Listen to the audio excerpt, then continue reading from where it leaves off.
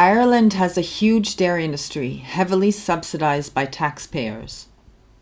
To produce milk, a cow first needs to give birth, and every year 1.5 million new calves are born on Irish dairy farms, half of which are male and of little economic value. For decades, Ireland has exported large volumes of calves at just 2 to 3 weeks of age by ferry to mainland Europe. At this age, their immune system is not yet developed. They have no body fat in reserve and cannot regulate their body temperature effectively, making them very susceptible to diseases like pneumonia. Not yet able to ruminate, these animals are totally dependent on milk for nutrition.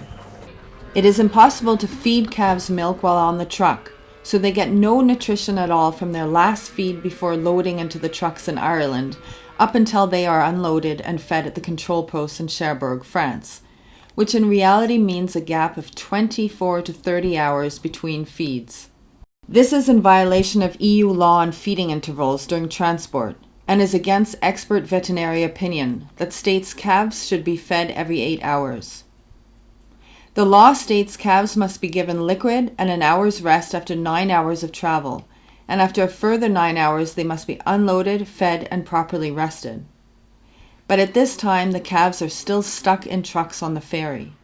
Numerous animal welfare groups have complained to the Irish authorities and EU Commission over the years, yet nothing has been done, and Ireland has continued exporting unweaned calves, depriving them of food for 24 hours and more, and getting away with breaking the law.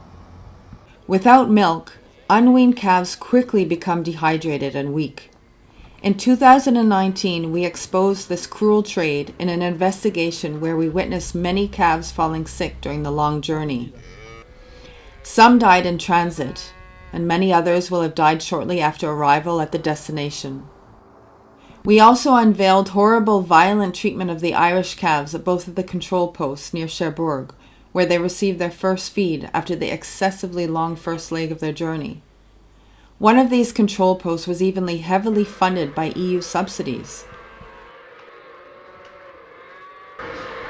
In 2020, we again exposed this trade, and the same neglect and violence was discovered.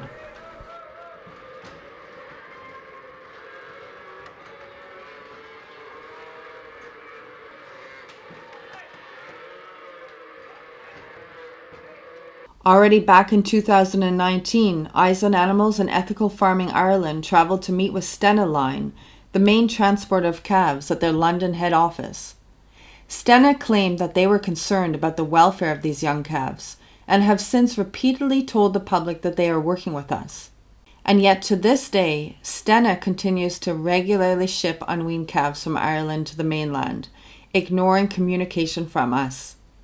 The excuse that Stena gives us for continuing the trade is, if we were to simply stop carrying animals, this trade would continue via alternative routes. We are currently in discussions with the Irish government on how to bring the sector in line with EU regulations, but this is taking longer than we anticipated and is still going on. Irish Ferries, the other calf transporter from Ireland, has evaded any responsibility, stating, any queries in relation to compliance of these loads of livestock with the requirements of Regulation EU 1/2005 should be directed to DAFM, the Irish authorities. We discussed our concerns with the Irish and EU authorities, but to no avail. At an EU Live Transport Committee hearing in February, Rob Dole, Animal Welfare Director from the Irish Department of Agriculture, Food and Marine, stated, while it is true that, currently, feeding the animals during their journey on the lorry is regarded as technically impracticable, a new research project on calf transport is considering ways in which this might be carried out. They are just buying time in order to continue the trade as long as possible. The European Commission authorities are conniving and protecting this trade as well by claiming ignorance. In a letter to us dated the 6th of November 2020, after submitting an official complaint, they wrote the following. You state that it is not possible to feed unweaned calves when inside the ferry. However, you provide us with no actual evidence that the feeding of unweaned calves is impossible or not taking place. On the 11th of November 2021, after another complaint from us, the Commission states, We take note both of the fact that the feeding of calves while on board of roll-on roll-off ferries can pose challenges and be considered technically difficult. And, while I take note of the practical difficulties, I would like to point out Ireland's efforts to mitigate welfare risks during transport.